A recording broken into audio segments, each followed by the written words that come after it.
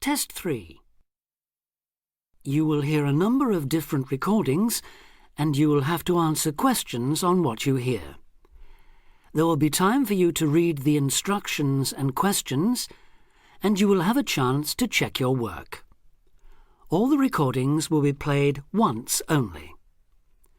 The test is in 4 sections. Write all your answers in the listening question booklet. At the end of the real test, you will be given 10 minutes to transfer your answers to an answer sheet. Now turn to Section 1. Test 3. Section 1. You will hear a telephone conversation between a language student and an advisor. First, you have some time to look at questions 1 to 6.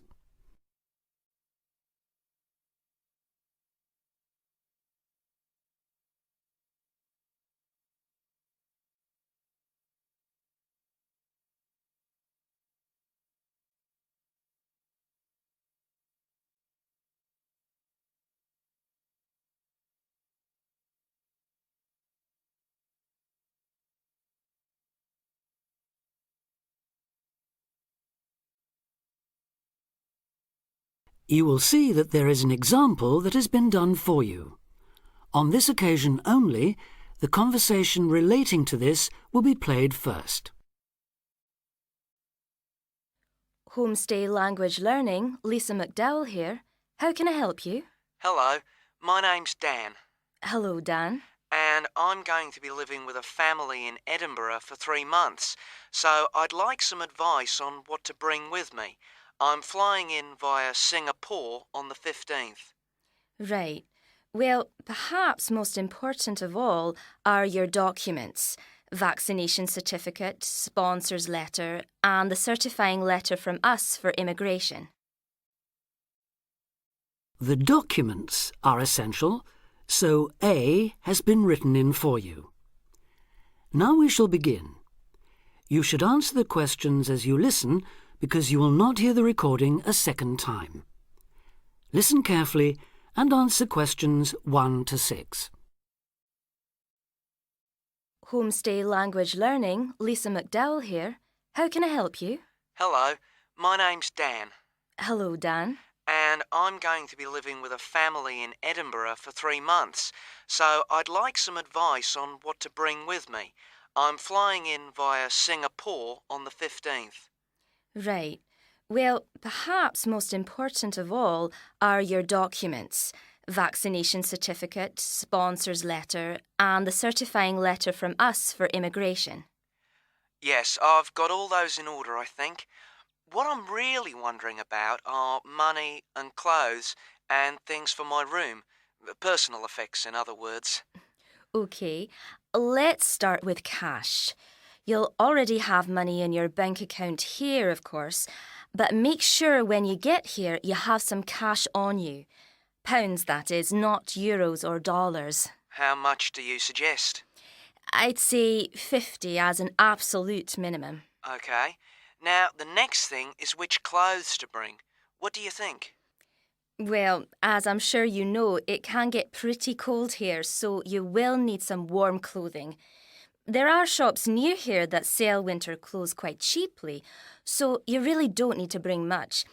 Do make sure, though, that you have at least one thick sweater and a jacket with you when you arrive here.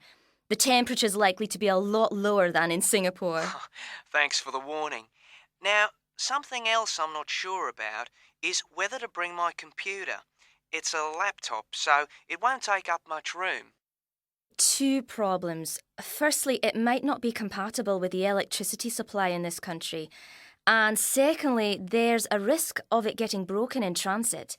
Someone travelling here had hers smashed only last month. But surely I can carry it as hand luggage. Usually, yes, but because of all the tight security right now, you may have to check it in. So my advice is to leave yours at home. OK, I think I will. Is there anything else you'd advise against bringing? Well, you won't need household or cooking things. They'll all be provided. And importing food, of course, isn't allowed by customs, though I imagine you already knew that. Well, yes. But there are one or two things I'd suggest you find room for in your suitcase. Yes? Perhaps a few of your favourite cassettes or compact discs. Of course, you might be able to find them in the shops here, but then again, you might not. That's a good idea. Anything else? Yes, some photographs of people and places that are special to you could be nice. They can really make your room feel like home. It's just a thought. I'll see if I've got a few good ones. Before you hear the rest of the conversation, you have some time to look at questions 7 to 10.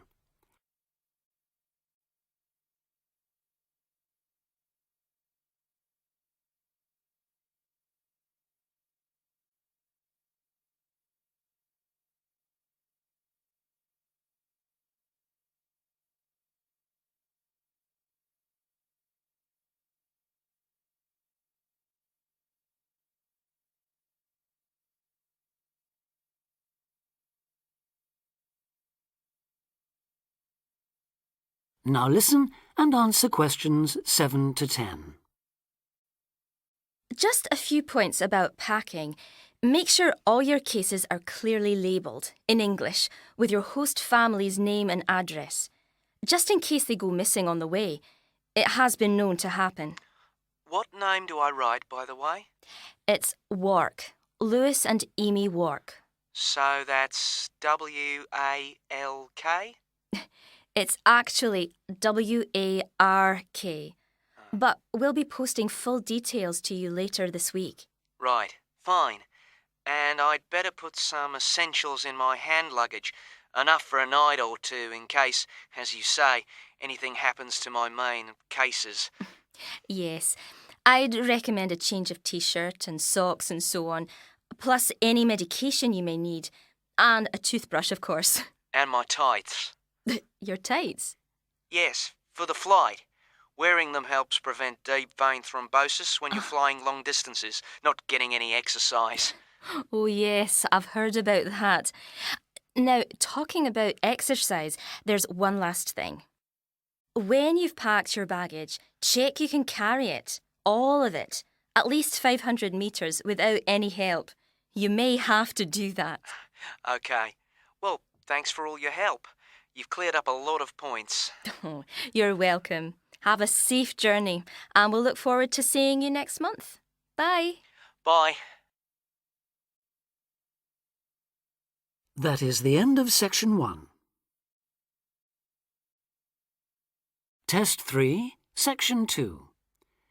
You will hear an extract from a talk about facilities for students with disabilities. First, you have some time to look at questions 11 to 13.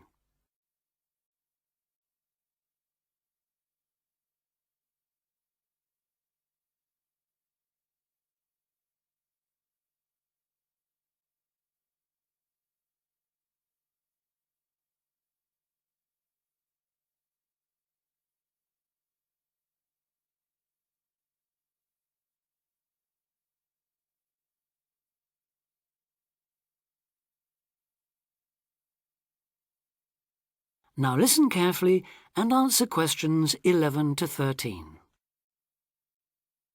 Welcome to Student Times, the programme with all the latest on what's happening at universities around the country.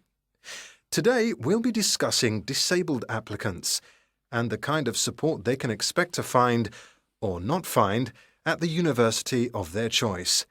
With me to tell us more is Student Disability Advisor Sally Taylor. Good morning, Sally. Good morning, Hugh. I'd like to start by pointing out that although 1 in 4 people has some kind of disability, the proportion among students is much lower. This is partly because most students are under 25 and many people only develop their disabilities as they get older, but it's also because some universities don't do much to encourage access. It is true, though, that some have quite sticky problems when it comes to, for instance, wheelchair access, ancient buildings, cobbled streets built centuries ago, and so on. When faced with such a situation, some universities make an extra special effort to provide for students with particular disabilities, while others have specialist accommodation. In fact, all universities should have a written policy statement on students with disabilities, setting out what facilities they have, what their attitude is, and what they're prepared to do. But having said that, only you can properly understand the challenges of any disability you have, and so before accepting a place at a university, or even while you're considering applying, if only to raise the university's awareness, it's good to talk to them and find out how much they can and will do for you. The problem is who to talk to.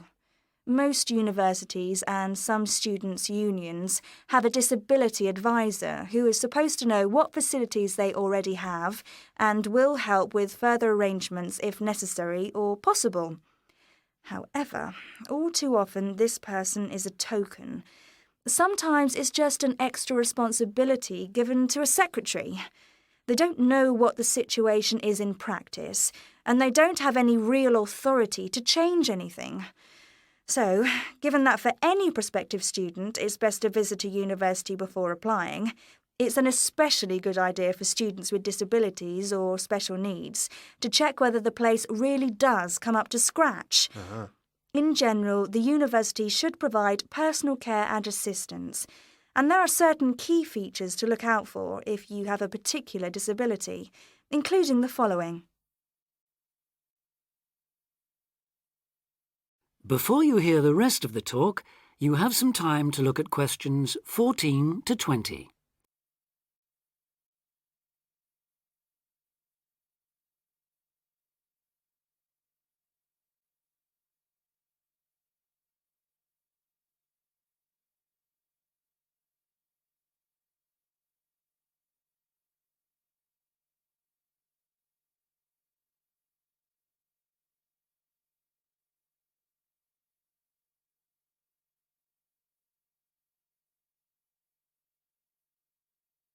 Now listen and answer questions 14 to 20. Firstly, if your mobility is impaired, check there are ramps and easy access to all buildings, not just accommodation or teaching rooms. Then, when you're inside, look for clear instructions on fire and emergency procedures for the disabled. Also, make sure there are lifts that work, not the usual ones that seem to be out of order half the time. And check for suitable lavatory facilities. There is a different set of things to look for if you suffer from any kind of hearing impairment. There should be induction loops in lecture theatres, flashing sirens in all rooms, and in accommodation, visual doorbells that light up when somebody calls round to see you. If it is your sight that is impaired, there obviously need to be braille translators of books and documents. In all buildings, the stairs, floors, doorways and windows must have clear markings, and there also have to be special fire and emergency procedures for you. If you suffer from dyslexia, you will need a computer for general use and in exams. And as exams may take you longer to complete, you should be allowed extra time in which to do so. This applies to work in general too.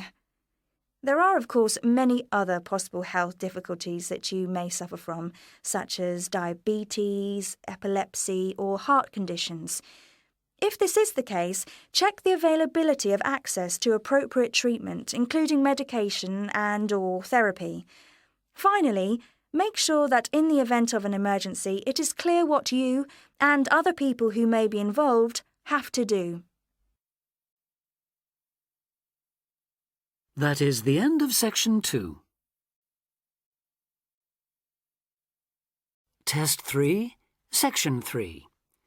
You will hear 3 students discussing a programme of activities for new students at a college. First, you have some time to look at questions 21 to 26.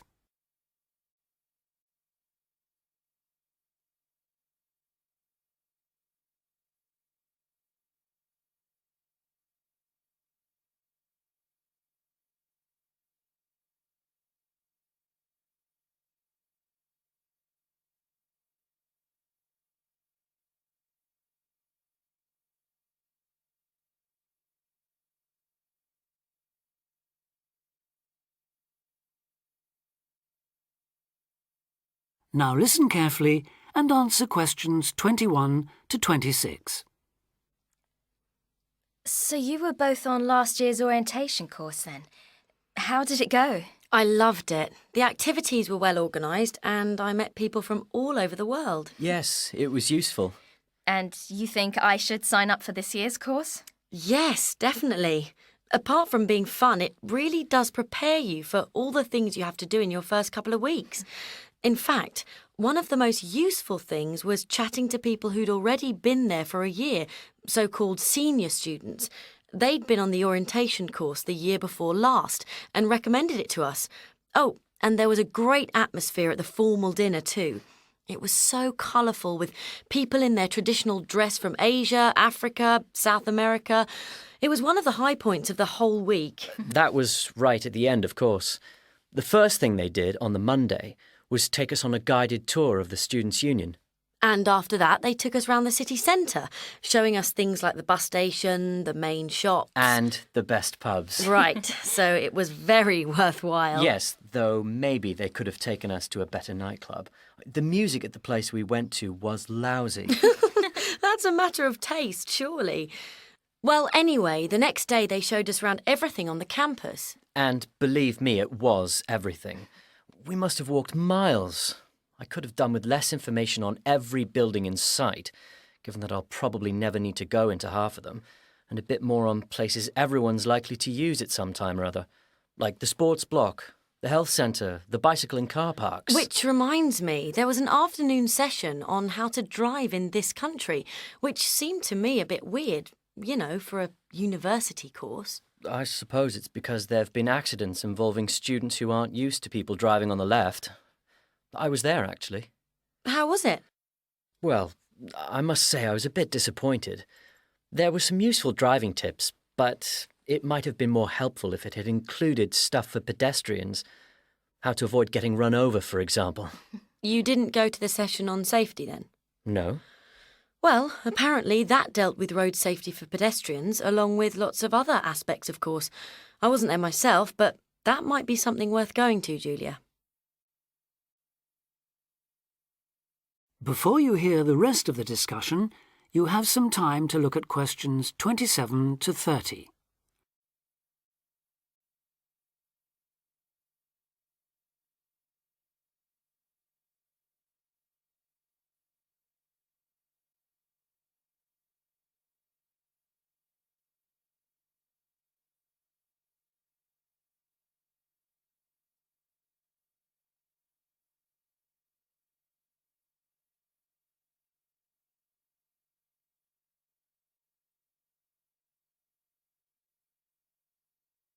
Now listen and answer questions 27 to 30.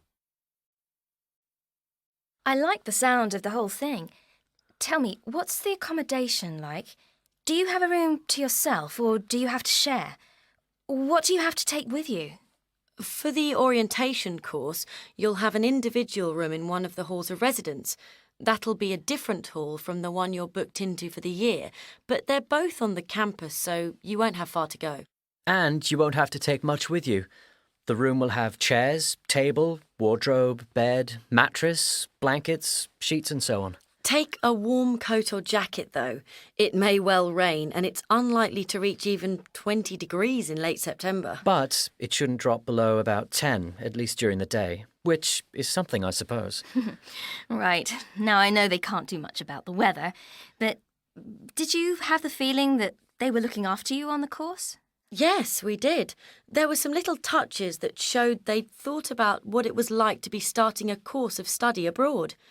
Such as? Well, it's just a small example, but they gave us free email access to contact people at home. 30 minutes, if I remember correctly. Actually, I think it was 20. Yes, you're right. I was on for over half an hour and paid for an extra 10 or 15 minutes. Not that it was much. Emails don't take long to write anyway. No, they don't. So, just one more thing. The timetable. When does the course actually start and finish?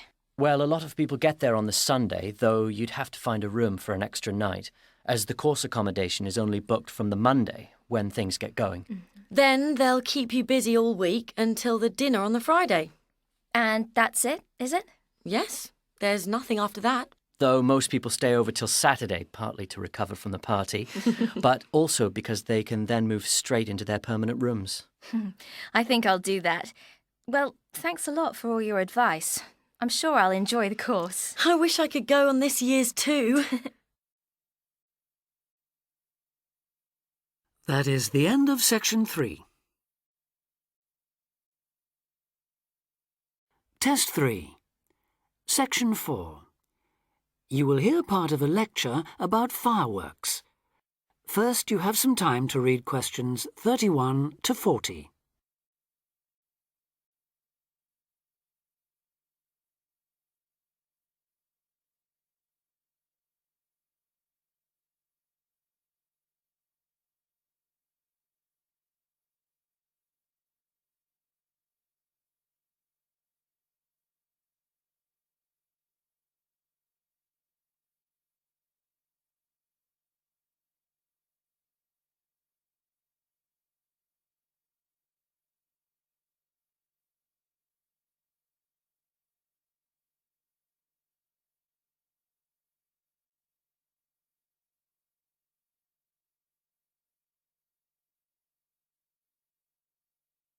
Now listen carefully and answer questions 31 to 40.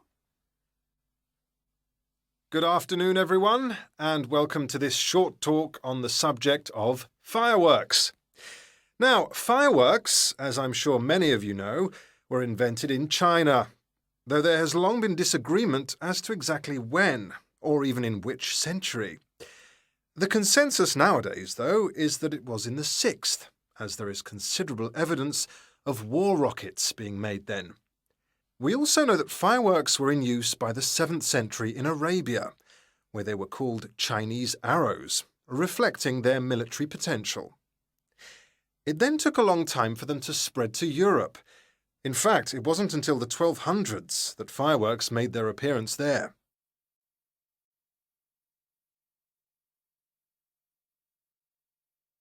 The basic ingredients of fireworks have changed little to this day. Their explosive capacity comes mainly from black powder, also known as gunpowder, which is produced from a mixture of charcoal, sulfur, and potassium nitrate. A modern aerial firework, the kind used nowadays in big public displays, not the small rocket type that you might remember from your childhood, is normally made in the form of a shell, often a sphere about the size of a peach.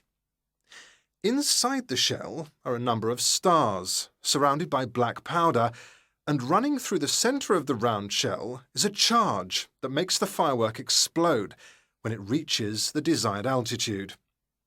This is known as the bursting charge. When this explodes, it ignites the outside of the stars, which begin to burn with bright showers of sparks. Since the explosion throws the stars in all directions, you get the huge sphere of sparkling light that is so familiar at firework displays. A shell of this kind is launched from a 75mm diameter mortar, which in some ways resembles the type used by the military.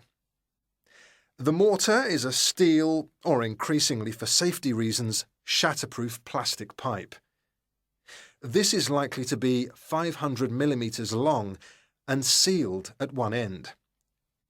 The other end is aimed at the sky, and at the bottom of the pipe, below the shell, is placed a cylinder containing black powder. This has a long fuse, which projects out of the tube. When this is lit, it quickly burns down to the lifting charge, which explodes to launch the shell.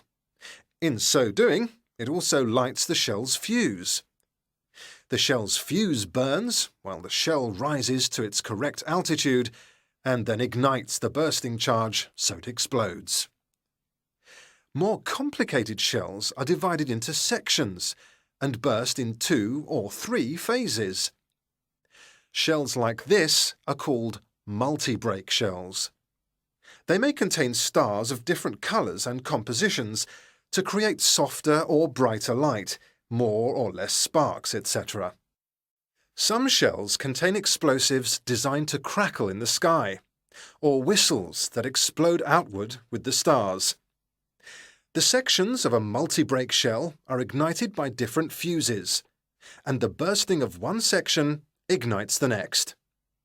The shells must be assembled in such a way that each section explodes in sequence to produce a distinct, separate effect. The pattern that an aerial shell paints in the sky depends on the arrangement of stars inside the shell.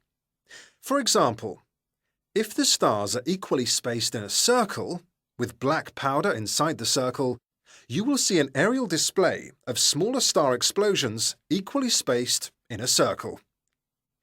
To create a specific figure in the sky, for instance a heart shape, you create an outline of the figure in stars inside the shell.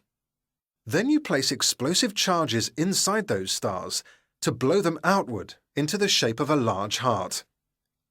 Each charge has to be ignited at exactly the right time, or the whole thing is spoiled. Many other shapes have particular names, like the willow. This is formed by stars that fall in the shape of willow tree branches, spreading a little to the side and then downwards. The high charcoal composition of the stars makes them long burning, so they may even stay visible until they hit the ground. The ring shell is fairly basic. It is produced by stars exploding outwards to produce a symmetrical ring of coloured lights. More complex is the pattern created by the palm, which contains large comets or charges in the shape of a solid cylinder. These travel outwards, explode and then curve downwards, like the limbs of a palm tree. The serpentine, the last one for now, is different again. When this one bursts, it sends small tubes of incendiaries scattering outwards in random paths, which may culminate in exploding stars. It can be quite spectacular. That is the end of Test 3.